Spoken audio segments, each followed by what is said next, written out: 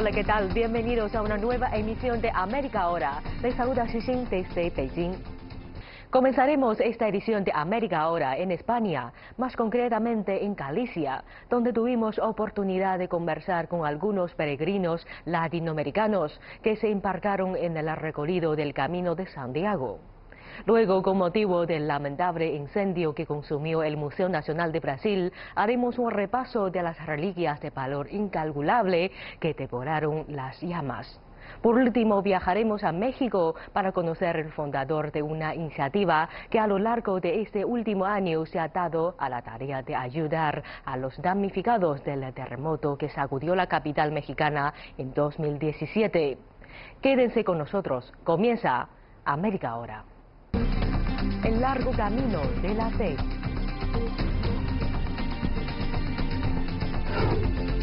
El fuego consume el Museo Nacional de Brasil.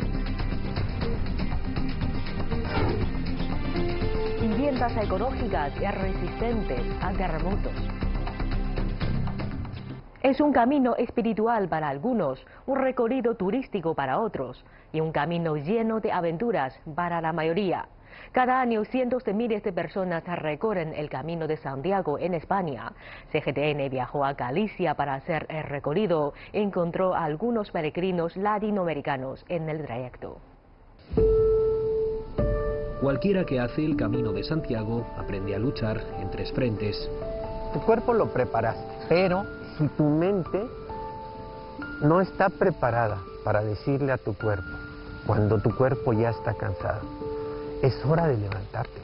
Y tu mente provoca que tu cuerpo empiece a reaccionar y empiece a trabajar y listo. Cuerpo y mente, estos son dos de los frentes. Carlos Pérez, un gerente de recursos humanos retirado, originario de la Ciudad de México, está aquí por tercera vez. Lo que sí es un hecho es que, bueno, casi cuando vas a llegar al final, tu mente ya se cansó de estarle diciendo al cuerpo, y entra algo bien importante. El café. Entra el espíritu, el corazón.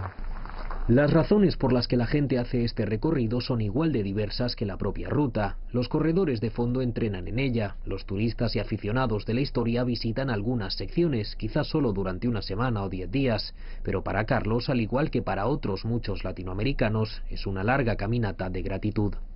Porque hay quien viene y viene para que le solucionen a la familia, ¿no? No, yo vengo a agradecer lo que tengo, como lo tengo y lo que soy, ¿no? El camino aragonés es mucho de soledad, porque es mucho menos gente y entonces tus tramos son larguísimos en solitario.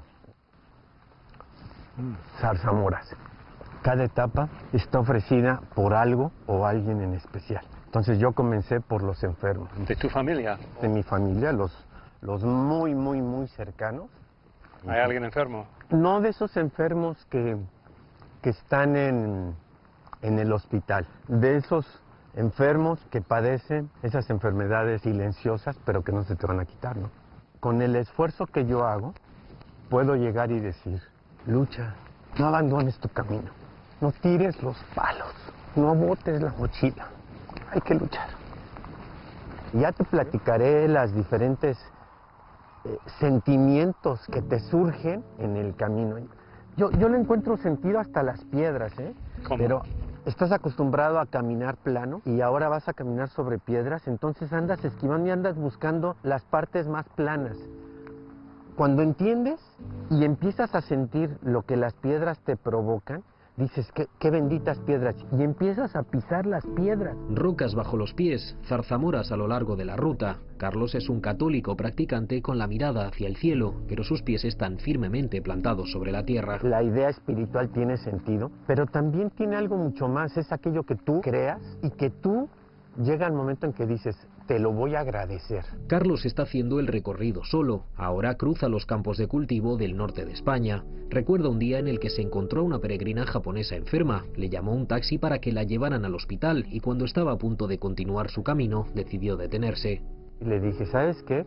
Me voy a quedar aquí hasta que venga el taxi y le voy a decir al del taxi qué es lo que más o menos tienes para que te lleve al hospital. Abrirte el corazón y velar por los demás es parte importante que te da el camino. En una sociedad tan despersonalizada, en un mundo en el que vivimos de tanta competencia, ¿no? El camino te abre y te hace volver a tu raíz. Las peregrinaciones no son nada extraño para los latinoamericanos. Está la de San Lázaro en Cuba, la de Nuestra Señora de los Ángeles en Costa Rica, y en México cientos de miles de personas caminan a la Basílica de Nuestra Señora de Guadalupe en Ciudad de México. Esto fue lo que inspiró a Carlos a ir a Santiago. Cuando llego a la glorieta y empiezo a ver que el ofrecimiento crece y ya no es la charolita con el café, ahora son como 50 litros preparando café. Esta gente es más rica que yo. Esta gente que no tiene, ¡ta!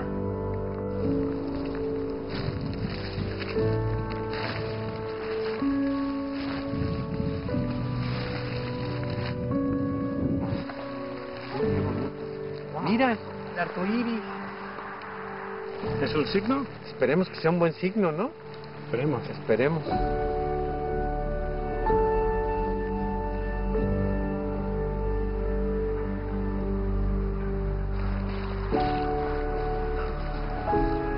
días. Buenos días. Todos los mexicanos, y lo que es México, tiene mezcla de la cultura española con la mexicana. Pero un mexicano que viene a España para hacer el camino también viene a descubrir, ¿no?, una parte de su propia historia. Sí, a entender por qué somos como somos, ¿no?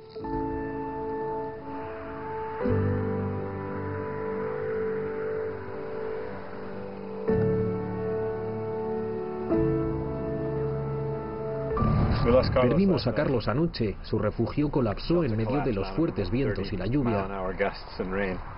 No hay duda de por qué se fue en busca de un lugar seco, y no hay duda tampoco de que lo vamos a encontrar. Después de todo, sabemos hacia dónde va, a la meta final en Santiago de Compostela. No, esta no es la Catedral de Santiago, es una capilla medieval en un pequeño pueblo a lo largo de la ruta llamado Sarria.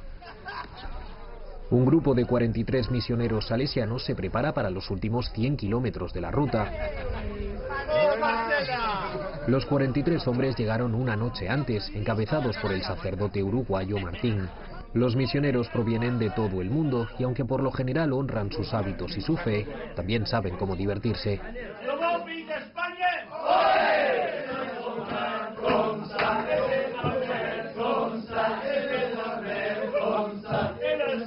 My name is Marcela. I am from Chile. I lived many years in Uruguay and also in Argentina. And here we are living our dream. Welcome to our house. Marcela Caballero abrió este hostal hace 2 años junto con su esposo Antonio y Julieta. Marcela no tenía planeado terminar aquí, pero Antonio, un veterano del Camino de Santiago, la animó a caminar sola, así que lo hizo. Yo empecé un camino corto de 300 kilómetros desde Astorga y el segundo día me enamoré del camino. ¿Ah, sí? ¿Qué pasó? Lo que se vive, lo que se siente, lo que se experimenta. Ahora se centra en la gente del lugar. Latinoamericano, primero es que estamos más acostumbrados a viajar quizás hacia los Estados Unidos y no hacia Europa. Europa tiene tanto para descubrir que quizás el camino es como una materia pendiente que en algún viaje lo realizarán.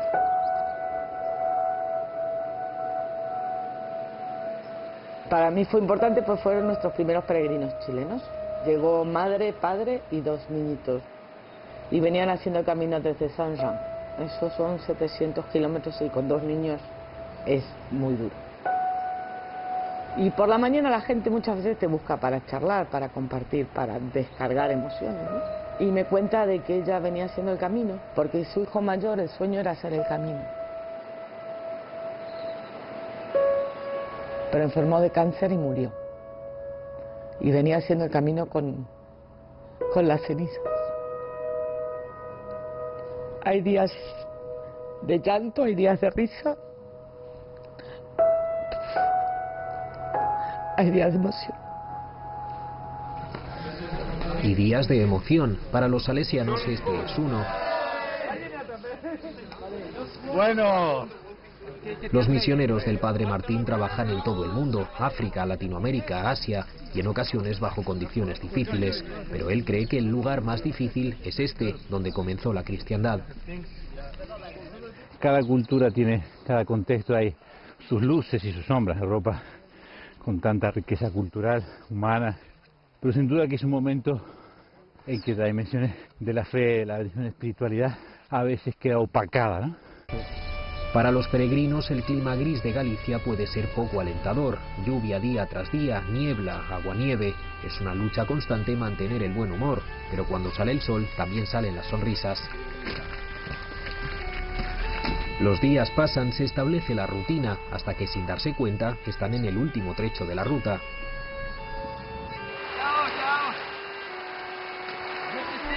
Martín se lastimó un músculo, pero detenerse es impensable. Muchos otros han pasado por aquí, a menudo dejando fotos de sus seres queridos que han partido, la gente a la que le han dedicado la travesía. 5 minutos. 5 minutos. Gracias.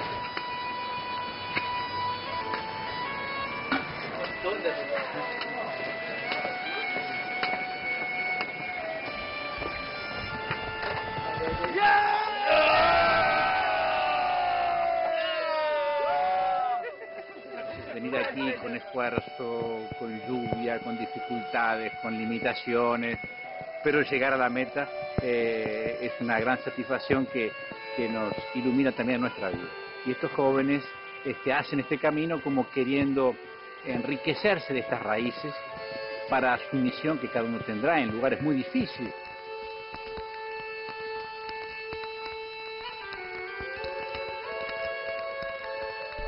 Para los salesianos la ruta ha terminado, el objetivo se ha cumplido. Esto quizás sea una inspiración para Carlos Pérez. Carlos, el mexicano jubilado a quien no le fue muy bien durante la tormenta nocturna. Hemos estado conduciendo de un pueblo al otro buscándolo. Pero hemos estado buscando en los sitios equivocados, los hostales. Cuando lo encontramos finalmente, está en un bar. Ya vi la hora y dije, bueno, pues me voy a poner ya a caminar. Me empecé a dar cuenta que las botas estaban mojadas, los calcetines estaban mojados, todo lo de la maleta estaba mojado. Entonces era todo un verdadero desastre eso, ¿no? La historia de Carlos llamó la atención del propietario del bar, Ramón Urtiaga, quien tiene México en un lugar especial de su corazón porque vivió allí cuando era joven. Los latinoamericanos que vienen sí que tienen ese aspecto de interioridad, de espiritualidad, y van buscando un poco ese tipo de camino que no es el camino turístico o deportivo que pueda haber. Tras comer algo, Carlos se pone en contacto con su familia en México y retoma nuevamente su camino. Cuando tú llegues a casa en el DF después de esta aventura espiritual, ¿crees que vas a sentirte distinto? Sí, yo creo que sí. Espero que sí. Y ya hoy soy distinto, creo. Mucho más brindándome a otros y ayudando a otros. Eso es lo que el Camino de Santiago parece significar para los latinoamericanos. No importan las creencias espirituales, aquí, ahora y siempre hay alguien para ayudar. Uno de los museos más importantes de historia y antropología del continente americano ha desaparecido. A principios de septiembre, un incendio devoró el Museo Nacional de Brasil, incluyendo la mayoría de sus 20 millones de reliquias. A sus 200 años, el Museo Nacional era la institución científica más antigua del país, pero sufrió años de negligencia financiera. En el siguiente reportaje descubriremos qué tesoros de valor incalculable ha perdido Brasil. Río de Janeiro prosperó durante los Juegos Olímpicos y Paralímpicos de 2016, cuyo coste estimado fue de 13.000 millones de dólares. Ambos eventos contaron con espectaculares demostraciones de fuegos artificiales. 2 años después, la noche del 2 de septiembre, la misma ciudad fue escenario de otro tipo de fuegos. Un infierno que se alargó durante 6 horas y que consumió algunos de los objetos más preciados del mundo. Si bien es cierto que nadie pereció durante el incendio, el fuego convirtió en cenizas el 90% de los 20 millones de piezas que componían la icónica colección del Museo Nacional de Río de Janeiro. La institución tenía un presupuesto anual de tan solo $1,5 millones. Pese a ser considerado como uno de los museos de historia natural y antropología más importantes del continente americano, fue víctima de recortes presupuestarios. Nuestro presupuesto anual para administración y mantenimiento era de $125.000. Se nos concedía en 3 plazos, pero desde 2015 solo recibíamos las 2 primeras entregas. El día después de la tragedia, centenares de manifestantes enojados, la mayoría estudiantes, se concentraron en la entrada del museo. Culparon al gobierno federal de la falta de mantenimiento. Y lo mismo hizo uno de los directores del Museo Nacional, una de las instituciones científicas más antiguas de Brasil.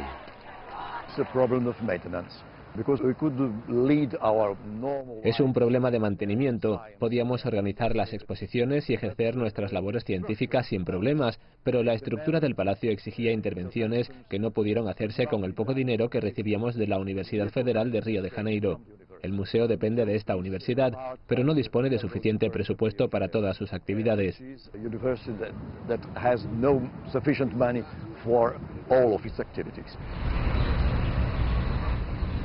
El edificio que albergaba el Museo Nacional era, en efecto, un palacio. A principios del siglo XIX, el Palacio de São Cristóvão sirvió de residencia oficial de don Juan de Bragança, entonces príncipe regente de Portugal.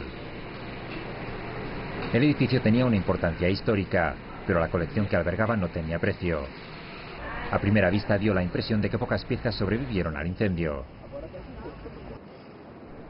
El único objeto que quedó en pie en medio de las ruinas fue un meteorito de unas 5 toneladas, el mayor encontrado jamás en Brasil.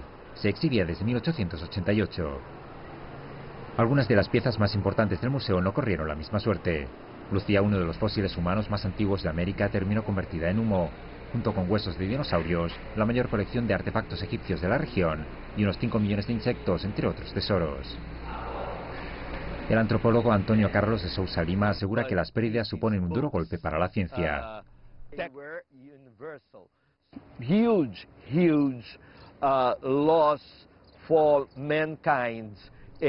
Es una pérdida muy grande para la humanidad. Los registros de biodiversidad, la diversidad social, todas las colecciones etnológicas, todos los documentos relacionados con la historia de la ciencia de una institución que tenía 200 años, la biblioteca entera, la biblioteca más especializada sobre antropología en Brasil y América Latina. La pérdida es inconmensurable. A library on anthropology in Brazil and Latin America. So it's incommensurable, the loss. Incomodado por las críticas recibidas, el gobierno anunció de inmediato un plan de emergencia destinado a proteger las ruinas del edificio. Liberación de recursos, como fue anunciado aquí. El pago de 10 millones de reales será efectivo de inmediato, recordando que servirá para garantizar la estructura física del edificio.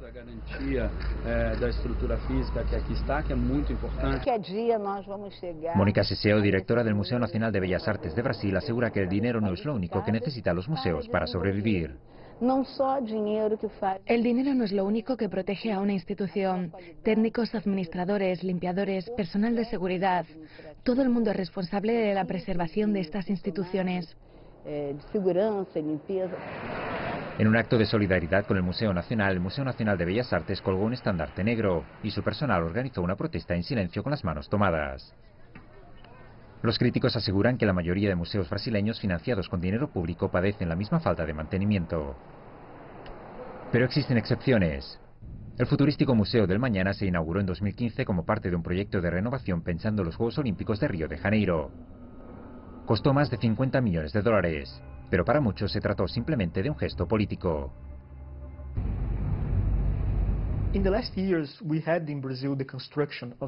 El año pasado se construyeron en Brasil muchos museos nuevos. Algunos de ellos eran muy bellos y muy importantes, pero es difícil explicar el contraste entre estas inversiones y el abandono de algo tan importante como el Museo Nacional, más antiguo que el mismo Brasil.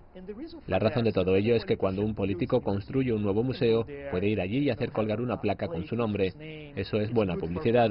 En cambio, dar dinero a un museo que ya existe no es algo que llame especialmente la atención. Ese es el problema.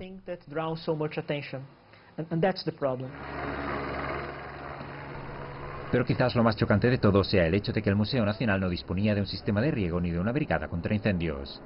Según los responsables del museo, ni el edificio ni sus activos estaban asegurados. Pese a todo, seguía abierto al público.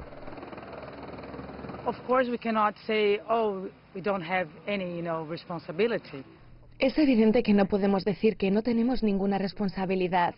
Somos directores y tenemos responsabilidades, por supuesto, pero hasta donde yo sé, no existía ningún riesgo. Los bomberos dijeron que no había problemas eléctricos ni nada caótico.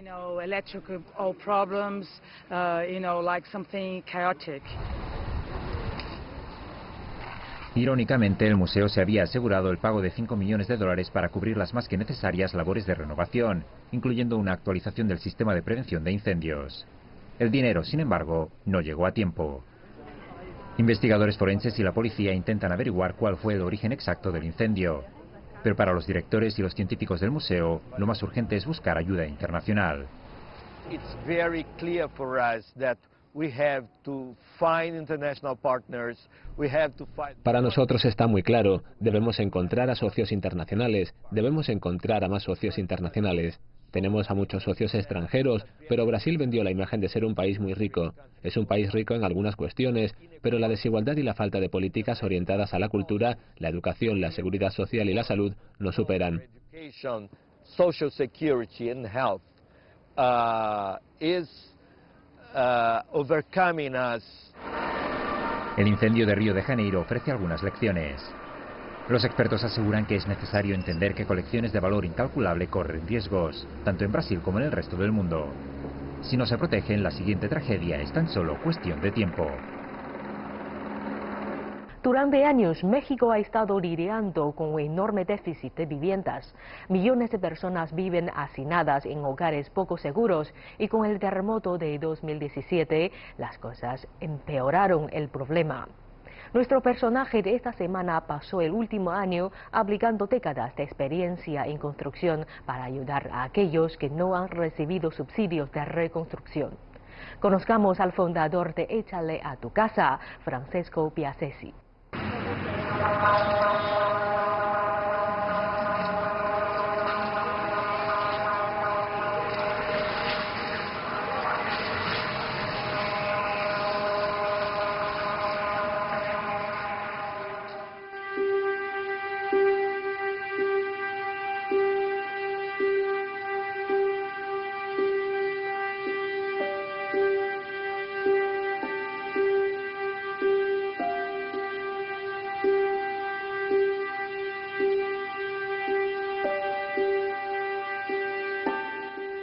Todos tienen una vida, pero no todos tienen las mismas oportunidades. Esa es la motivación, dar todo lo que puedo para que otras personas tengan la oportunidad de tener una mejor vida.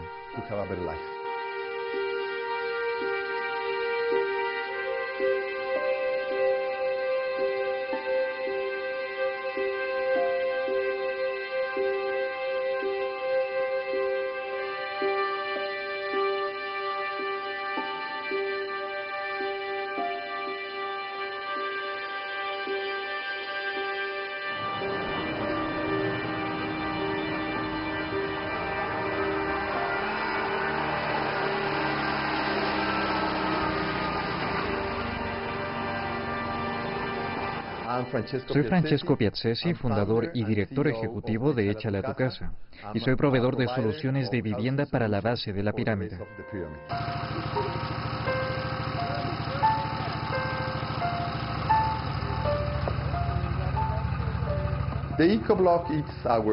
El ecobloque es nuestro material principal y nuestra principal inspiración. Es un bloque de tierra comprimida estabilizada y es utilizado en la construcción.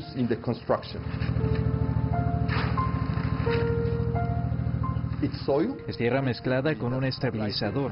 El estabilizador que utilizamos es cemento o cal o una combinación de ambas. Las cualidades del ecoblock son, en primer lugar, que es producido en el sitio. Llevamos el equipo a la comunidad.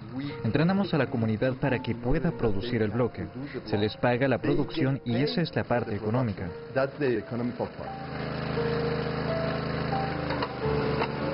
La parte ecológica es que es tierra, es natural y es 100% ecológico.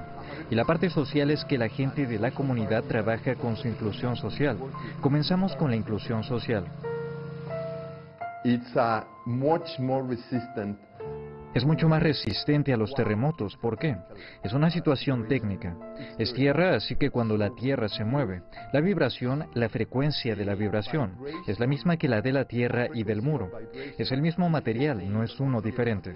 Así que es mucho más flexible a la madre tierra. So it's more flexible to Mother Earth.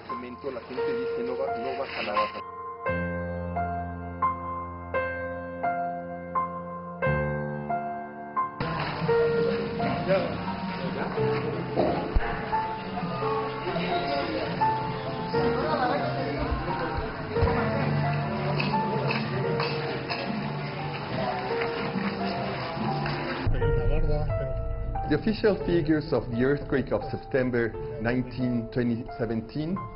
Las cifras oficiales del terremoto del 19 de septiembre de 2017 indicaron que 200.000 viviendas sufrieron daños y 60.000 colapsaron. Pero la realidad es que cuando fuimos al campo fue diferente y los cálculos son de aproximadamente 300.000 hogares dañados y más de 100.000 viviendas colapsadas. Were damaged and more than 100,000 homes were collapsed. ¿Está bien? Sí, ay, señor. Esto significa que cerca de 500.000 de personas se quedaron sin hogar de la noche a la mañana. ¿No se le cayó nada encima? No, rápido. Por supuesto, pero ya pues aquí ¿sabes qué es más resistente? Los de concreto. En esta casa cuando haga calor, que aquí hace calor, la casa va a estar fresca adentro. Pero ven, te enseño cómo va a ser tu casa. The community is the way of working. La comunidad es la manera de trabajar. Es el giro de todo este programa. Si no tuviéramos a la comunidad, seríamos una empresa de construcción. Y no queremos serlo, no lo somos. Somos una empresa social. Lo mejor que puede sucederle a cualquiera que inicia la construcción de una casa es terminar en el menor tiempo posible. Y eso es lo que hacemos. Invertimos en el programa, hacemos la casa de manera inmediata y ellos continúan pagando. Si ellos pagan la casa, podemos continuar construyendo casas. Es así como funciona, de modo que es un ahorro, un subsidio y un microcrédito. That's how it works. So it's saving, subsidy and microcredit. Te apoyabas a los aumentos, no tenía sentido. El chiste era apoyar a la mayor cantidad de gente. Sí, por eso ya no, y yo también ya no quise hacer el intento. No, pero me voy a buscar a Cuernavaca. Pues no, dije no. Todo esto es parte de mi casa, todo esto. Por la parte de la casa que se derrumba para la barranca.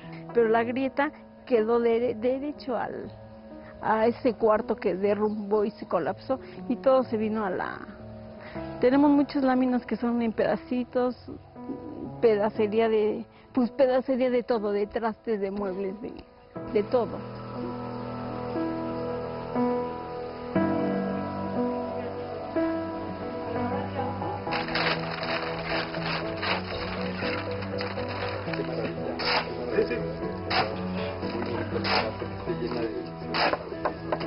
Y ahora ya digo, ya voy a tener casa, ya no estoy en eso porque yo digo, sí, gracias a Dios, gracias de verdad, yo no sé qué más decir, sino que gracias lo dice todo. Aunque tenga casa, poco a poco voy a poder ir amueblando con lo que tengo, con lo que pueda recuperar, con lo que una tandita podré comprar una estufa, ¿no? Así, de la nada voy a volver a empezar, pero ya tengo lo principal, que es la casa.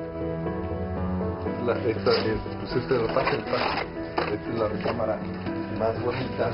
Vean nada más que está bien. Es una maravilla, hay que echarle ya luego una limpiada. Échale a tu casa. Échale a tu casa ha cambiado la manera en la que las soluciones de vivienda son provistas en México. Somos los líderes de esta nueva industria de vivienda para la base de la pirámide y queremos llevar esto al resto del mundo. And we want to bring that for the rest of the world.